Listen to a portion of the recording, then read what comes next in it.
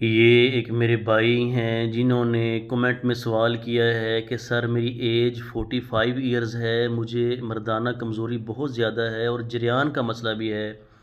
وہ میرے بھائی جو ازدواجی زندگی میں مشکلات کا سامنا کر رہے ہیں، بچپن کی غلط کاریوں کی وجہ سے خود کو تباہ و برباد کر چکے ہیں،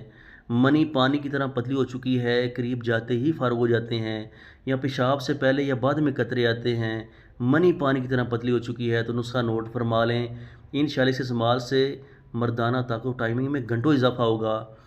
موسی سفید، موسلی سیاہ، سالب مصری، سالب پنجہ، بیج تال مکھانا، بیج کونچ، ستاور، تخم ریحان، اشگند نگوری، مصری کوزہ،